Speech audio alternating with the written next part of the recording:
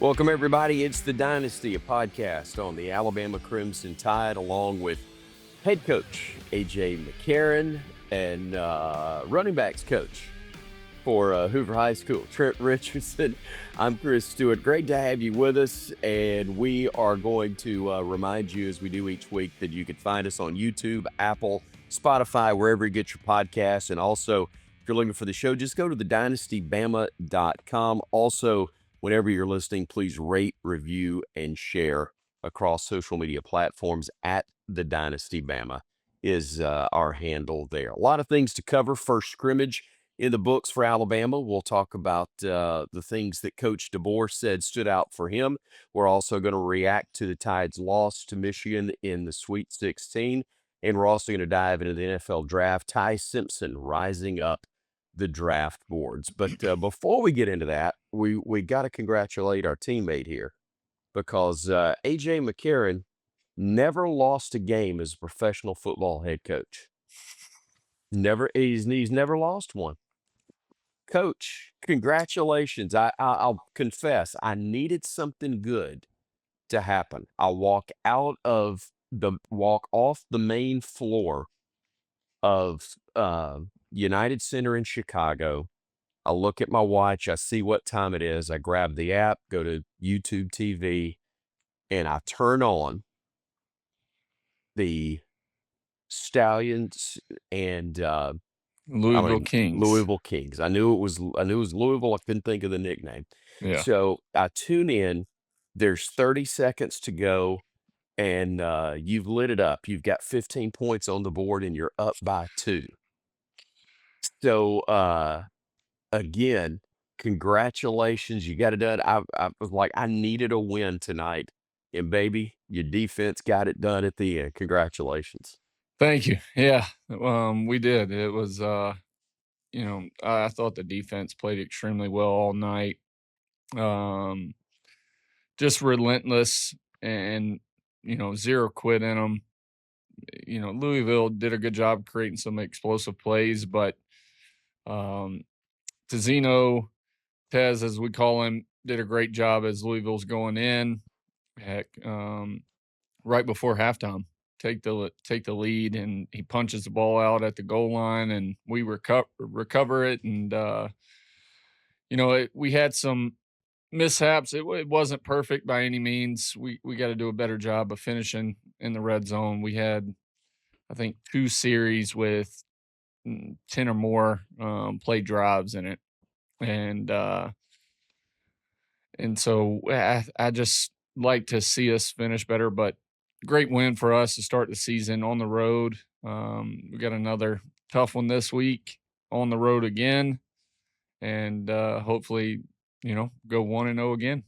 You got all the coach speak down, man. You gave real answers, but you got the coach speak down too. Trent, I want to know, you guys, and I mean this sincerely, you guys have been great to me. And I know we've known each other for years, and we've gotten to know each other pretty well in the last 9-10 months since we started doing this, and y'all have been terrific to me, and I greatly appreciate it. But you and AJ are brothers. Y'all have got a bond that in a brotherhood from your playing days that is very, very special. I want to know what it was like for you to watch him make his debut as the head coach, and how you were, I'm just guessing, you were living and dying with every play like he was. Yeah, man, listen, it's a special moment, especially for me because, man, me and AJ been locked in almost over. Since 08. Yeah, almost, dog, almost 20 years, close to hitting by, hitting almost 20 years. And so, man, AJ came to my signing day, but, we took a lot of our visits together. Our family know each other. I love his dad, love his mom, love his brother, the kids, the wife, and he sang with my family, my brothers, and my uncles. When my uncles and his dad get together, they get wild. And so, it's just a lot of home cooking for us, man. And so just watching them, and just seeing them grow, and much more, man. I was so in tune. My whole family was there watching. They was cheering them on, and everybody was going, and every play that we was linked in, locked in. And man, you would think that we was watching the Alabama game, or you would think that we've been watching the game that I played in, that I, was actually there, Yeah. playing in. And so, listen, it was amazing to see my kids, and see how locked in they was for AJ, and to see their uncle, to go out there and put a team together, man, because I know it was shortcomings for him too. And to know the story and the path, and I mean, he was just running, for I don't want to say the wrong Lieutenant governor, and 2 weeks later, he's coaching the head, professional team. And so to see all the great news coming for him and the blessings on his life, man, listen, it is delightful, it's beautiful, and it's amazing to see how he can just transform from a politic to a coach to still my brother, and still a parent at the same time, and catching his kids game, and going to the Indy, going to throw a baseball the first pitch, and Sure. and so it's all amazing, man. So it's kudos off to him, man. Listen, I'm proud of him. I'm telling you, man, I ain't gonna say it brought a tear to my eye, but it did something for me, man. Smile to our face, at least, anyway. Yeah, I mean, It's, listen, people don't it's know. awesome. Yeah, people don't know the struggle that we went through trying to get to where we are. And so, seeing him go through injury and, coming back and playing just for his kids, and, going to the, another league that wasn't the NFL. And coming back to be an actual coach, man, it's crazy. Yeah, it's great stuff. Proud of you, happy for you. Now you just got to go do it again. Yeah. Another week again. Let's take you away from that just for a minute, and more the hobby side of things. Still as a fan, but as a former player, Coach DeBoer had his first scrimmage for the Tide A-Day 2 weeks away, or a week and a half now. But let's hear some thoughts as he talks first about the quarterback battle between Austin Mack and Keelon Russell. Well, Jet Tamala and Taden Kawa, they're doing a great job. No, I know. They did a great job today, really. I'm talking about Austin and Keelon. I know that's what the question's about. So they, I think they're I love the aggressiveness that they have. They're not gun shy.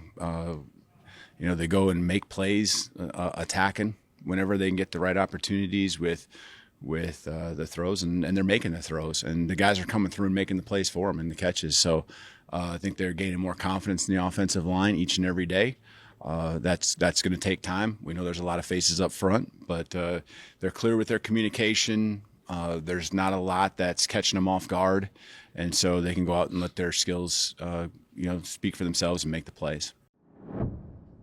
AJ, at this point in spring, because we are a couple of weeks into it now, what are you looking for from these guys, from Austin and from Keelon? Or Keelon, I'm sorry. Taking care of the ball and growth. Yeah.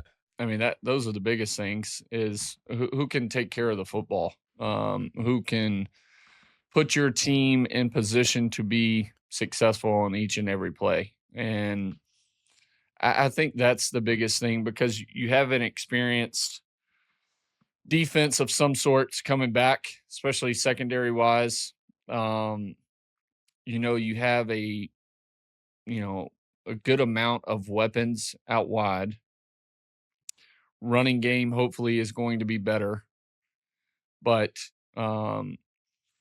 it might come down to, just based on really depending on if they can run the ball with the running backs. It might come down to who might not be the best passer as much as who can create the most explosive plays, and that could be with your feet or arm. But I think a lot of this during this time is, all right, seeing them call the play the correct way, getting the right formation, who gets the guys around them to play to the best of their ability, and then who takes care of the football. Trent, it's not like running back where, if you're the backup to Mark Richardson, to What's Mark Mark Ingram, Richardson. Mark Richardson, Trent. That's what we wished for, was a hybrid of the two of y'all. Mark Ingram with Trent Richardson. You're backing him up that first year, but you know you're going to get your opportunities and you're going to get a bunch of carries. It's different with quarterback. There's going to be one guy that is the guy. So, how do you keep whoever loses the battle engaged and focused and ready? And even though there's not a spring portal like there was a year ago at this time, so you don't necessarily have to worry about losing a guy to somewhere else, you want to make sure mentally they're still right there with you as well. I don't know. That's tough, man. That's an AJ question because I know he had to go through it his sophomore year. Well, it would have been his redshirt freshman year, but battling with Greg and come out, playing with a guy who's never lost a game as a starting quarterback from high school and in college until his last year in school. But and then going through it with Mark, man, we just kind of had it was never it was a battle. But it was never a battle to see who went out there first. We didn't care about that because we knew it was going to get our touches. And I played a lot of special team, did a lot of kickoff return. And so for us, it was just, who was going to make each other better. And so I think right now, man, going back to what AJ said, man, like controlling that locker room too, winning that locker room over, winning that team over, winning the coaches over. Like last year, I think Coach DeBoer said it at media day. Ty threw the best catchable ball. Who can throw the best catchable ball? Who's going to be the most composed, poised in the box? Who's going to be, the guy can make the odds. Who can they trust? And so when you have situations like that, it's one of those things to where how do you keep this guy that might have just lost the job by a hair? And you're trying to do whatever you can to put your team in the best situation because at the end of the day, I mean, I'm not saying that the job is on the line, but this is how I eat too.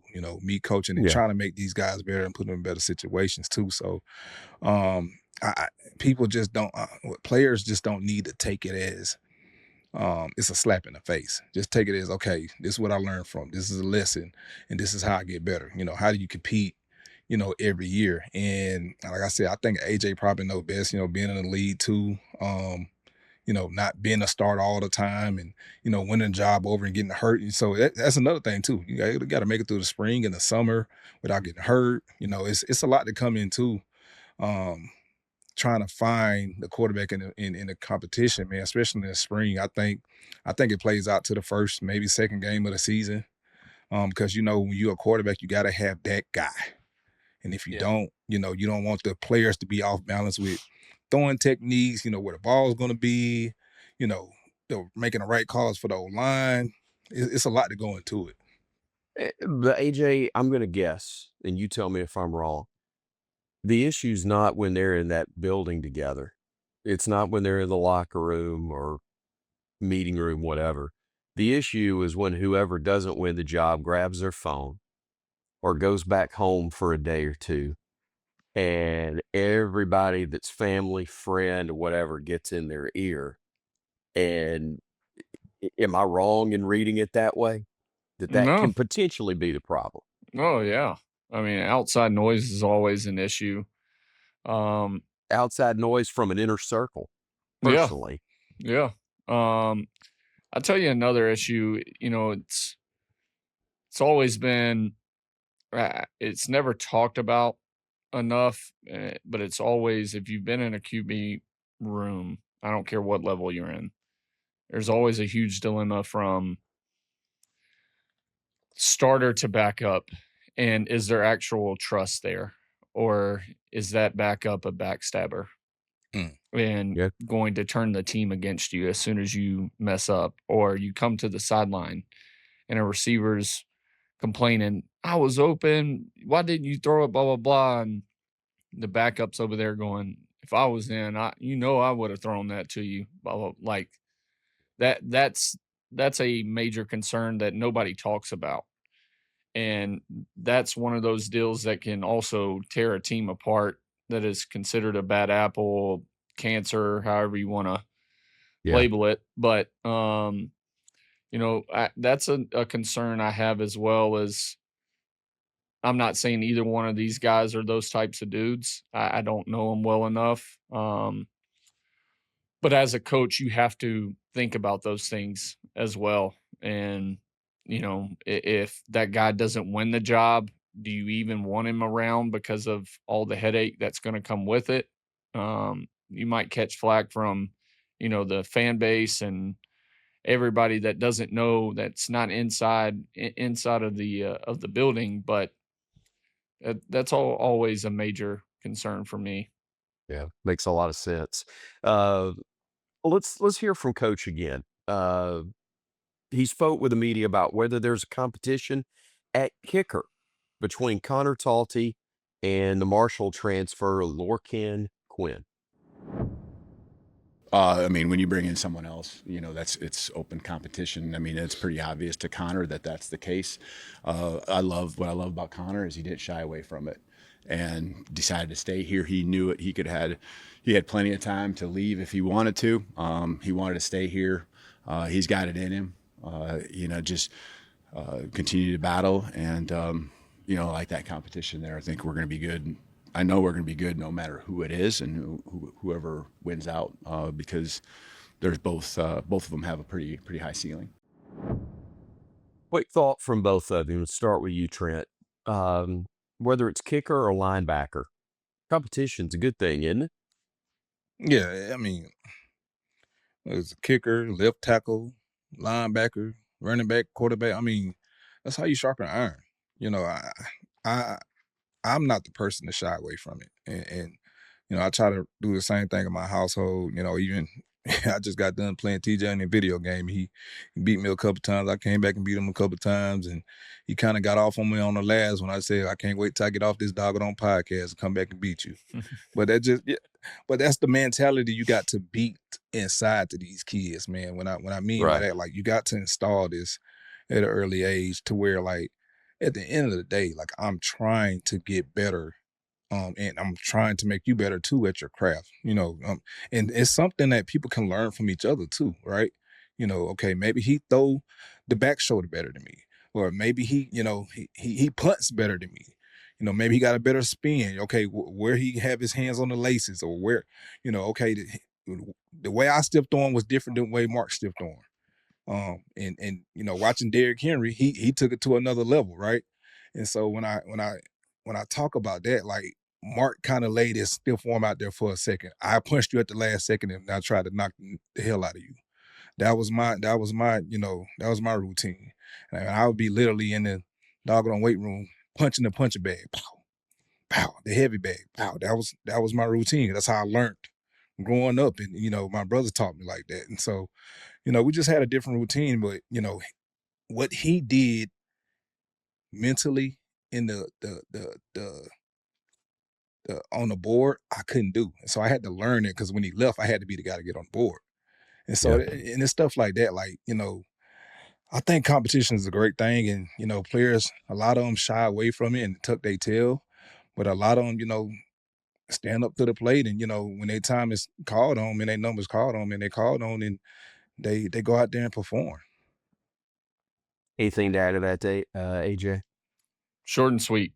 Cream rises to the top. Yeah. Last week we talked a lot about the defense and the need to find somebody who can be the guy and get to the quarterback when they rush 4. One more clip before we take a break from Coach about what he's seen from that group so far in spring practice. A lot of potential to set the front, let them play ball, not have to utilize pressures and blitzes all the time to cause chaos in the backfield. Ability to stop the run with the 4, and obviously the linebackers and your support is there to help. So we have certainly a bigger group of guys than what we've had in the past. And last year, probably our biggest struggle against the run game wasn't on the edges. Our system lends to making sure balls don't get out there very often in the run game. But, even in the last game, you saw people just running right down the middle of our defense. And, we want to be able to mix things up, but you also want to be able to just play base with the guys, and our personnel, I think, with those guys you mentioned, are going to allow us to do that. They still got a ways to go, but I like the direction we're headed. So we got a lot of guys at linebacker, but it certainly helps that Yhonzae Pierre has said he's going to come back. 5 of his 8 sacks came in 2 games, Tennessee and LSU. How does he become more consistent, AJ? How do you get him to be more consistent this year so that he can be maybe not just really, really good, but elite? I mean, I think, one, it's on him to master his craft as much as possible. But then from a scheme standpoint, maybe it's putting him in different spots. I watch teams. We used to do it with J.J. Watt, all the great defensive ends that I've played with. Carlos Dunlap was another one, but you find a way to, all right, they're not always a 5 or 6 or 7 technique. You bump them in. Now all of a sudden they're playing nose, and they're in a 5-up look where you try to get, man-to-man matchups from a blocking scheme standpoint. So I think it's that, where it's 2 things. He's mastering his craft, figuring out different moves. How can he be more explosive? And then there's also the sense of, or the side of, scheme. And I think we have to find a way to move him around to create more explosive plays on the defensive side. All right. When we come back, we're going to take a look at some things with the quarterback position. Actually, last year's QB Pro Day took place, and we're going to get some thoughts from both of these guys. They've been through them, but also some thoughts on what Ty's stock looks like. Is it rising, and just how high, I guess, would be the bigger question. That's all coming up when we return here on the Dynasty, a podcast on the Alabama Crimson Tide. Back here on the Dynasty, a podcast on the Alabama Crimson Tide. I'm Chris Stewart with the national champions, AJ McCarron, Trent, Richardson. Again, the DynastyBama.com is where you can find new episodes each week on YouTube, Apple, Spotify, and also at the Dynasty Bama to follow us across social media. Hope you'll like, share, and rate the podcast. Not the host, but the stars of the show. Rate them. They're good. Let's talk about another guy who's pretty good right now in the eyes, guys of the draft experts. It's Ty Simpson, and number 3 overall pick, according to Charles Davis in the latest mock draft. I think that's infinitely higher than any of us forecast if that were to play out. Dan Orlovsky's now called him the best quarterback prospect in the draft.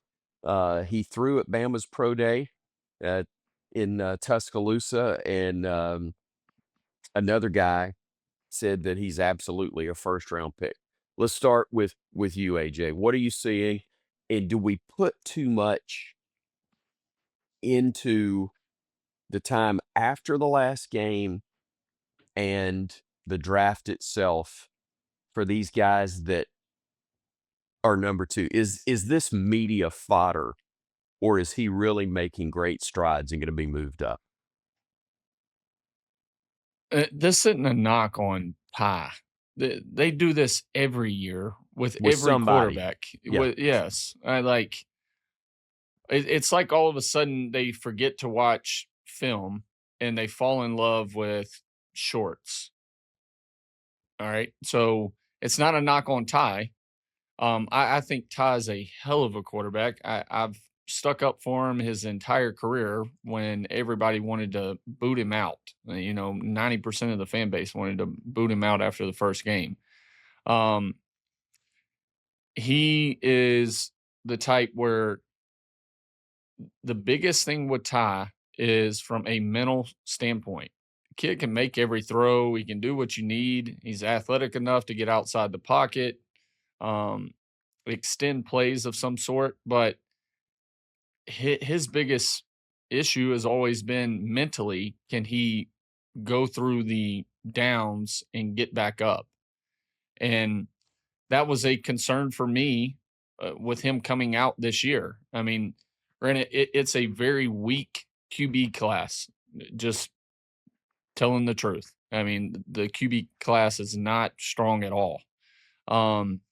So it makes sense for him to, go into the draft. But listen, I hope he does get taken in the first round. Hell, I hope he's the first pick. Because I mean that's what you want. Like, you want your people to succeed. But I just it's concerning, just me thinking about it from a coaching standpoint, and being in this role and being the GM and everything for our team, is I just think so many of these analysts and people that have an opinion and have a voice when it comes to the draft, they just fall in love with shorts and how people look in shorts, and they forget to watch film, and they forget to look back and see, well, how did he, bounce back from this bad game, or how did he face and, battle through this adversity. And I think Ty needs time to grow. I just don't want him to be put in a position where he has to play right off the bat. And a lot of those top 5 teams, you have to do that. Hell, in the first round for a lot of teams, you have to do that. So I don't know. I mean, I'm rooting for him. I hope he gets picked as high as possible. But if I'm him, I would rather not so much worry about where I'm getting picked, rather than the location and organization I'm getting chosen to. Right. I think people forget about that aspect of the draft, and put so much hype into, where you get picked and selected. But I've seen a lot of dudes' careers end early because they got picked to the wrong team. Trent, when I hear this and I think of this, it almost reminds me, and I understand, if you're one of the first picks, there's more money and it's life changing. But if you're talking about longevity and being in the right spot, especially for a quarterback, it really is about being in the right place so that you don't get in that spot at the wrong time. Otherwise, I mean, you can be fighting uphill a good bit of your career. Oh yeah. I mean, we see it with Bryce, right?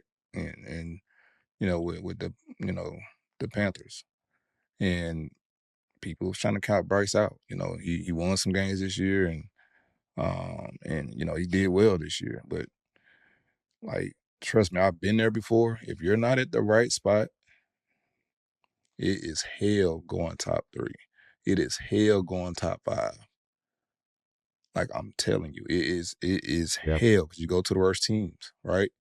And you don't have the same guys around you. And so I think that's what AJ, and we have been saying on this show, like, it was never his athletic ability.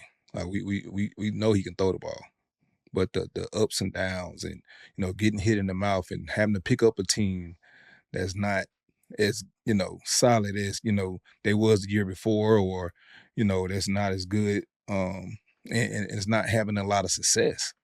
Like, Uh-huh. the mental part of it is the biggest thing, especially in the NFL, because they will write your ASS off real quick if you're not the guy that they're trying to put these millions, that they quote unquote put these millions behind. And and you hear the outside talk, the chatter, and that can be a problem, especially when you got people texting people on podcasts. So, and that's not throwing shots, but it's like, man, listen, Yeah, the kid gonna have to grow up fast if you go top 3, really no doubt. fast. And that's not just him; it's gonna be a circle. That's not taking a shot. It's just being aware and helping them out, because at the same time, I went through this, and I can only tell you my experience that I went through, and being so vulnerable to the fans and to the social media world, man, it can eat you up. We're going to take a break right here. We're going to come back and talk hoops, and we're going to say goodbye to Coach McCarron. He's got more film to break down before he calls it a night. Tell me what's next for the Stallions. Yeah, we play Sunday, so I'm busy. We're busy game planning and Who you got and where? Houston Gamblers in Houston. So got the family coming up. They're gonna fly down and go to the game. Travel on the. I think the boys are gonna ride the team bus and have some fun with the team, and then they'll head back after the game. But Saturday we play Sunday. I want to say a 11 o'clock kickoff. Maybe it might have got pushed back. I can't remember exactly. But excited, another opportunity for us to go 1-0 and another tough road game. So hopefully. You say Birmingham Stallions and Houston Gamblers, and my mind goes back to the original USFL. Yeah. Stallions, Houston Gamblers. If I'm not mistaken, the last game that was played at Legion Field by that version of the Birmingham Stallions was a playoff win against Jack Pardee and the Houston Gamblers when Tony Fritsch hooked a game-winning field goal for the Gamblers, and the Stallions win and move on in the playoffs. I love it. There's your history lesson for the day. 1977. No, it was 87. You remember Coming to America when they're at the Black Awareness rally? It was good. Yeah, but there's another line that I'm thinking of for you in that. I'm just going to leave it alone right here. Except you ain't tall. So anyway, on that note, Coach McCarron, have a great one. Good luck to you and the Stallions. Trent and I may or may not have a discussion during the break, and then we're going to come back. We're going to talk some Bama hoops as we continue here on The Dynasty, a podcast on the Alabama Crimson Tide. Welcome back to The Dynasty with Trent Richardson. I'm Chris Stewart, AJ McCarron. Coach McCarron slipping out, getting ready for, again, game 2 of the weekend for the season, I should say, this weekend for the Birmingham Stallions. But we're going to talk a little basketball here in this segment. Again, do want to remind you, though, thedynastybama.com is where you can find the show. Got links to YouTube, Apple, Spotify, wherever you find your podcasts. And we do ask that if you get a chance, you rate, review, and share at The Dynasty Bama is where you'll find us on social media. Let's go back, talk one more thing, Trent, from the previous segment. We're talking about Pro Day and how Ty Simpson had a really good one. Take us back to your experience in Pro Day, what that meant to you and what the feeling is for a player. I mean, yes, they're evaluating everybody that goes through one, but when you have the expectations on you, like Ty did, but even more so you, because, I mean, everybody knew you were going to be a high first-round draft pick. Ty's kind of come on late in that regard, but for you, what was that whole experience like? For me, my pro day was different for me. It meant a lot. And that's something that me and my brother, it meant a lot to my brothers too. And to have my family in the building, actually seeing me perform on stuff that we've been working on since I was 6. It just didn't start, when I, said I was coming out and going to the league. It didn't start just then. I mean, it started in the backyard, started in the front yard when we were doing one-on-ones and, playing NCAA and, we get mad at each other and, okay, let's go outside and let's go battle, right? Or, catching the ball on the sideline, trying to, keep your feet in bounds type stuff, or going out there, see who was going to, be the fastest. And so to me, all that had built up to that for me. And I can remember the night before, I got a call from Coach Saban. Or the day before, I got a call from Coach Saban, and he wanted me at a certain weight. And surely my brothers, and my cousins, I can remember this like it was yesterday, got me up running with trash bags on, and running around the neighborhood. We might have ran maybe 5-6 miles, and they ran with me. And wow. it was funny because they was running with me, and they was gonna make sure I made the weight that he wanted me to be at, and just let me know, like, bro, we got to empty it all out on the table. We got to. This has been a dream. This has been, something that you work to tell for. And if coach say be at this type, this weight, I want you to be able to go in there and be this weight and don't have any, doubts and don't leave no doubts. And so for me, I had a great season. And I wanted to show on all ends with the numbers, without the pads on, what I can do in the 40. Because I was a big track guy in high school. And so shouts out to my guy, Derek Boyd, my track coach. He got me right, working with the 40 even the night before. Man, we mentally got on the board when we went back home after we got done running. And so I just checked all those boxes the night before or the day before and went out there and performed. I think I went in there, I told Cochran I wanted to do 225 30 times and I was going to stop. I think I was going to do it 225 or 30 times and I was going to stop because I knew I had to do everything because I couldn't perform at the combine. So a lot of guys get to, do the 40, do the vert, and do the 5, 10, 5, and do the L drill. And, then they can get to their pro day and just do, whatever they think they need to work on. Well, me, I didn't get the chance to do none of that. So everything was building up to where I was going to have to do everything. So I left some stuff out. I didn't, trying to think, what I didn't do? I might have did everything. But I think the 225 for me to bench, when I stopped at 30, I was still kind of breathing hard because it takes a lot out of you, right? It takes a lot. And I found out that I see why they break it up in different sections and different days, right? But it took a lot, and I was still trying to catch my breath before I went out there and ran the 40. And me, when I warm up, I go full flex mode. I warm up like I'm getting ready for a game, and I go through all my, stuff I did and track, warming up and stuff I did, and at Bama warming up. And so, man, my warm up is getting ready to play. It's intense. Yeah. It's very intense. And so, I mean, even the drills, you got drills that sometimes you never seen. And some, it depends who your coach is, coming out there to, to come see you or, put you through these drills. My guy, Gary Brown, rest in paradise, man, for the Browns. He was my running back coach, and he played for the Oilers back in the day. I know you know who that is. Chris, I know you know who Gary Brown is. Great guy, man. And I can remember when we was getting ready to hit the bag. I was getting ready to hit the bag, do the blocking stuff, and I think what was the coach from? I think he was at Carolina at the time. He said, "All right, don't have me all over the internet, man."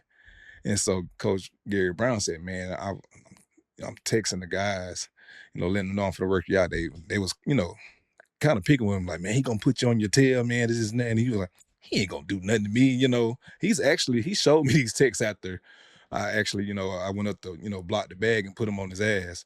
And so it was so funny. It was like one of the highlights of the day. And they kept replaying it. And so when I got to the Browns, that was, my welcome video of me putting him on his tail, and they just kept replaying, and they put some music behind it. And it was one of those things where they was like, soon as you knocked him on his tail, and his feet lifted up, he knew he was going to draft you. Like it was, one of those type moments. Yeah. And so they kind of kidded with him, they joned on him for a long time. And that guy was great for me, man. Especially a guy that played the game at the high level. But all the drills, man. I went through receiver drills too, just to show him I had hands. Right. I'm trying to see which one I didn't do. I think I did all of them, but it's you didn't kick. I didn't kick. Yeah, you need to work on that kick coverage. But even running the routes out the backfield, I was crisp on that. I was making sure, everything I needed to touch on, I think I needed to touch on, and everything that I worked on growing up and my brothers put me through, I was making sure that I was on point with everything. I think I might have dropped a pass during the receiver drill, and hey, let's do this again. And they love to see Yeah. that. Hey, Mm-hmm. no, we're not finished. Let's do this again, coach. Let's do this again. That was just my mindset, and that's how Sure. Coach Burns taught me too. And so, man, I had fun. I enjoyed it, and it was so funny and it was so crazy because I'm from Pensacola, Florida, and I grew up right there by Gulf Beach Highway, right on Gulf Beach Highway, right by the Navy base. And so the Blue Angels was Yeah. flying over as I'm doing my pro day, and they got to come in and watch me finish my pro day. And so that was a special moment too. And so Sure. It's like having yeah, home there with you. yeah, it was, man, and it was an awesome deal.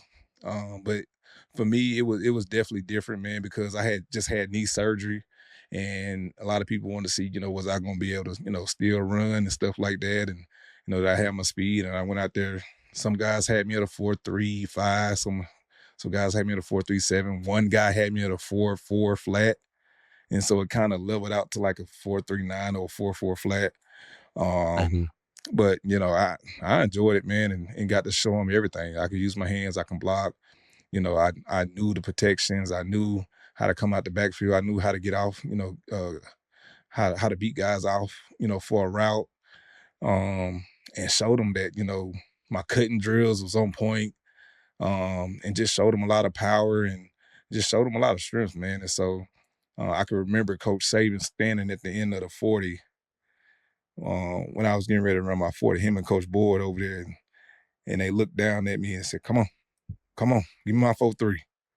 And I can remember them standing there, man, and, hugging them guys after I ran the 40. And so I had fun with it, man. And it was one of those moments that, man, it kind of sealed the deal for any, Yeah. doubters for me. Great stuff. Great stuff. Let's go from a cap on football to a cap on basketball now. And unfortunately, Bama fell to Michigan in the Sweet 16. And, we're disappointed in watching it live there in person for me on Friday night. You lose that game. And I'll be honest, you're up 2 at halftime, and I know a lot of people are going, hey, this is great.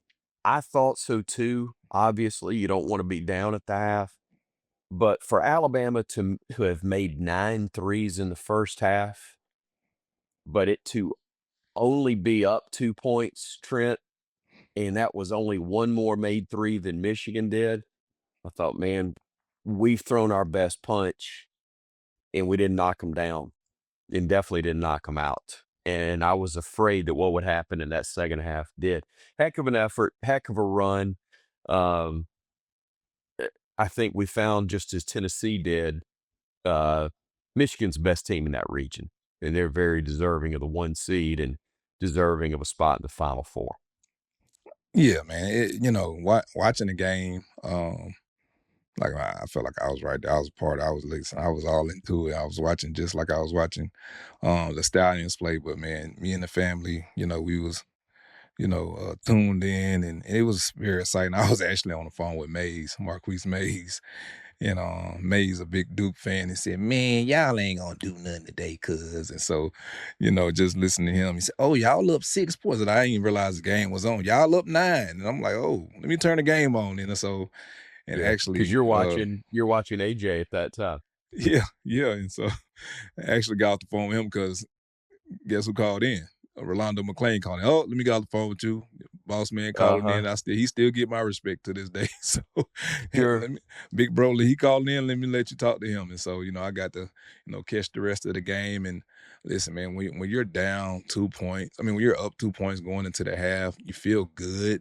But man, when you hit 9 3-pointers and man, you gave them your best punch, and I'm telling you, man, it was hard for those guys to try to drive inside. They got some trees, man. I looked at they roster before the game when they showed kind of, the how tall the players was. I think it was 7'3", 6'11", or 6'9", Right. 6'9", or 6'5", and I think the shortest one might have been 6'3" or something like that. It might have been a point guard. And, just looking at that, man, it was like, golly, they got some trees, man. We're going to have to go to the outside. We're going to have to, try to get them to situations where, we can beat them off the dribble or something. And I think foul line, man, is amazing, especially see what that kid did and, to lead that team like he did. I think he had 30, He had 35 points. 35, which matched his career best. And to do that in his last game, he missed a shot late. Like the last 20 seconds that I really was hoping he'd make just for him to have that. It wasn't going to decide the outcome or anywhere close, but I, was hoping he'd get it. It would have been nice for him to have a career high in that last game. Really fun to watch him grow in the last 2 years because he went from a guy who came on late and talking about last year, he was good from the start, but he was great towards the end. So good that, he was in the draft literally until the last minute, and he would have been, in all likelihood, a first-round pick. Yeah. But he wasn't a guarantee to be a first-round pick, and he definitely wasn't a guarantee to be a lottery guy. He's played his way. I may be dead wrong on this. I'm not an NBA expert, but all I know is when the scout seats are full each and every game, and they were whenever LeBaron was around, there were a ton there. Well, I'm not talking a handful. There were a ton of scouts there watching him every night. And he has played his way into being, I think, one of the top guys taken. Probably not a top 5, may not even be a top 10, but I think he's a lottery pick. And that's exciting for him. And that's the way it's supposed to be. That's the way when you have maxed, and I say maxed out, I think the odds are greater that if he comes back another year, he hurts his status more than helps it. Because it's like golf. It's fairly easy if you got a little bit of talent and you put some work in to go from shooting 100 to shooting in the 80s. But man, it's tougher to get from the 80s down into the 70s. It's really tough. There's a fine line. And that's what we see with the draft. And it's kind of like we talk about with football, Trent. They start picking, they stop falling in love with what you can do and start trying to find things that you can't do. And they start picking that apart a little bit more. And whether it's fair or accurate or not, I think they start focusing on the negative more so than all the upside and positives that you have. Yeah, and basketball is different from football. When you're a lottery pick for basketball, you got to go. For football now with the NIL, you can stay another year and possibly finish out your senior year and make more than what you would your rookie contract, right? But with basketball, it's a whole different story. When you're that guy, when you're that good, and when you're hot at that moment, like man, you roll the dice on yourself and your talent and your skill and everything you done worked on your whole life. And because, like you said, that guy came a long way. Not saying that he was sorry or anything. He was always a good basketball player, but this year he was a great basketball player.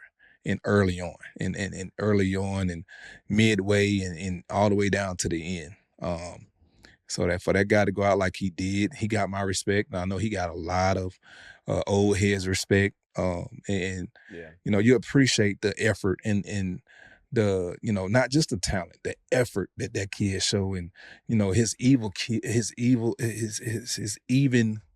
keel level, his body language, he never got down. Man, you can tell that kid was emptying out the tank.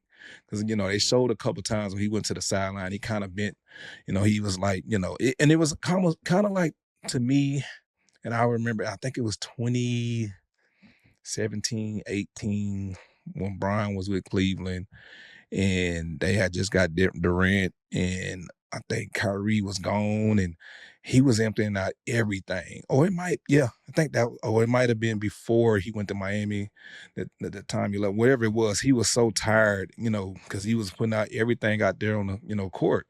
And, he showed no weakness when he was out there, though. And so Right. that's why I look at Fireline, man. That kid, he put everything on the line, and so for him to carry that team like he did, he got to go. I would love for him to Couple of, stay, but he oh, got no to go. question. We'll make a spot if he wants to stay, but you love him. I don't think So, you make a spot. I think he is a spot. I think you just yeah, trying to find, different pieces to put around him. no question. Just a couple of things before we wrap it up. 5 Sweet 16s in 6 seasons under Nate Oates. And now I know he's coached 7 years, but the first year was COVID. The season ended, so there was no postseason there. And frankly, that team, unless it got on a run in Nashville, was probably not going to go. But it's accurate to say 5 in 6 seasons, 4 straight that it's happened. And not just that, the losses have come to, granted, we were the number 1 seed in the tournament the first year of the 4 Sweet 16 runs. We were the top seed. That was Brandon Miller's year, Noah Clowney. But we lost in the Sweet 16 to a San Diego State team that wound up losing in the national championship to Baylor. So that team got to the finals. Last year, I'm sorry, let's go back. The team that the next year went to the Final Four and lost to UConn, which ultimately won it. Last year, it was Duke that eliminated Alabama, and they got beaten in the national semifinals to Houston. Yep. So you've lost to a national runner-up, a national champion, and a legacy program in Duke. And this year in Michigan, they're either going to win it or they're going to be the runner-up. Yeah. I just think they're that good. And so it's an amazing, amazing run that Nate Oates has been on.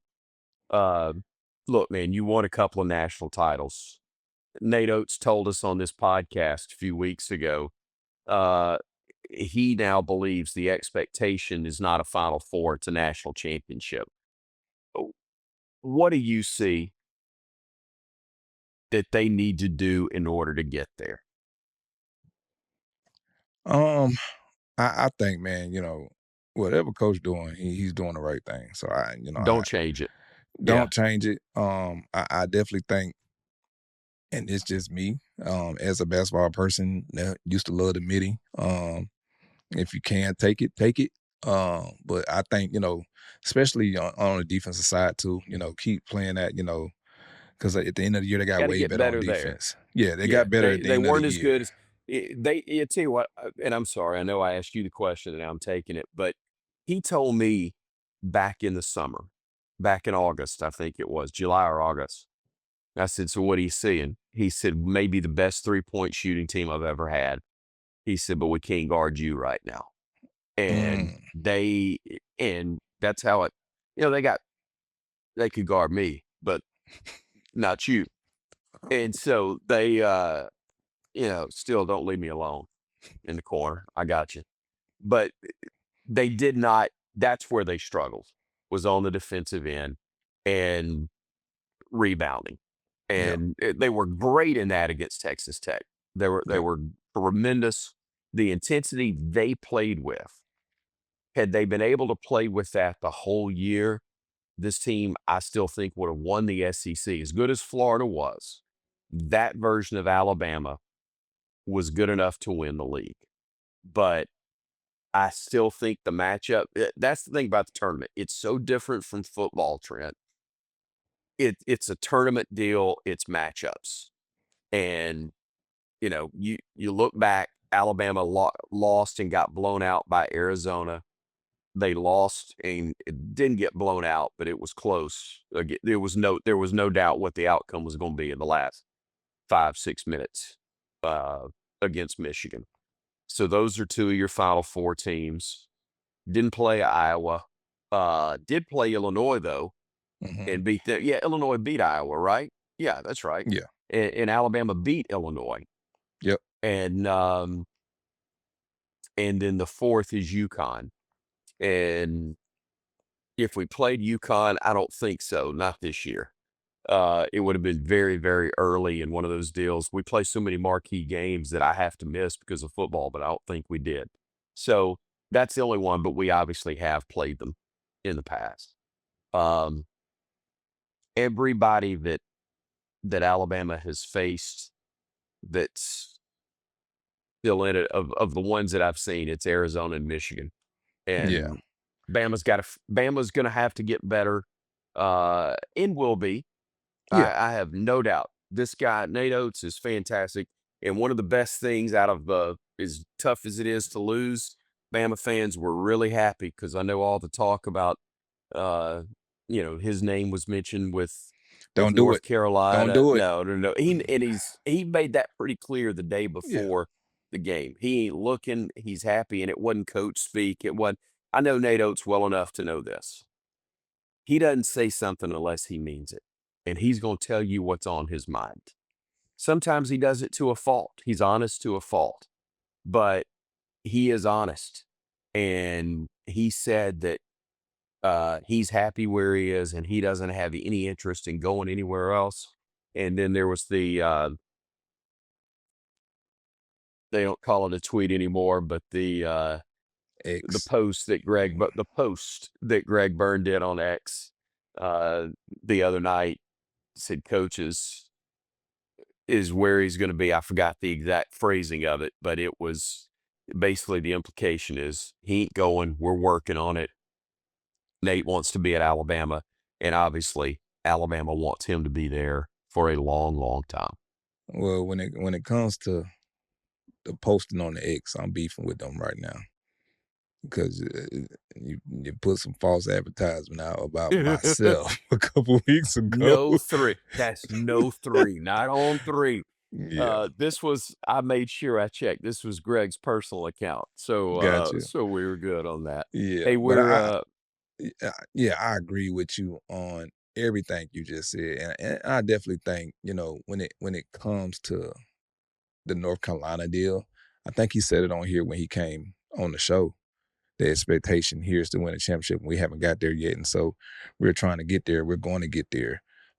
That's what I read from him and heard how my ear maybe my ears was too happy that he was on here, but hey, I heard that he ain't going nowhere, and he got to seal the deal with this championship. And so for me, I love what Coach Oates has brought to the table since he's been there, and I feel like each year you get a different set of squads, but recruiting every year, man, he's getting guys that would have never came to Bama a few years ago, would have never even thought about Alabama basketball. Or you're 10 getting years one ago. of them, but you're not getting 3 and 4. And Nate's great with that, but Preston Murphy deserves a ton of credit. Yes. He is the primary recruiter, and he is absolutely fantastic, as is obviously the coach. And here's the thing, and I think we're going to finish with this. It came out a week ago, I guess, that Alabama's probably somewhere in the neighborhood of 10th, or there was a report. I can't say it came out. There was a report.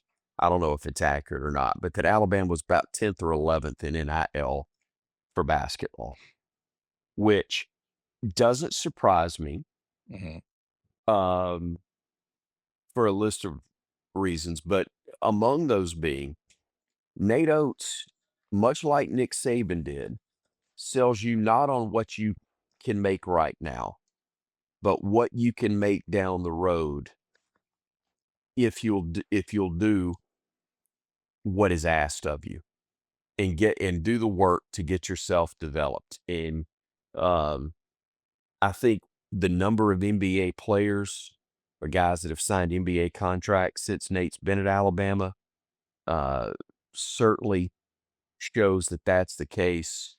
And those contracts are a whole lot bigger than NIL deals right now. So anyway, that's probably a good way to put a cap on it. Again, hope you'll like, share, and rate us on the different platforms at the Dynasty Bama, and also find us on all the social media platforms, thedynastybama.com. Coach, AJ McCarron is getting ready for another win, we hope, this weekend in Houston, but joined us earlier for Trent, for AJ, for best producer around, man, Steve Gorgie. I'm Chris Stewart. We'll see you next time here on the Dynasty podcast on the Alabama Crimson Tide.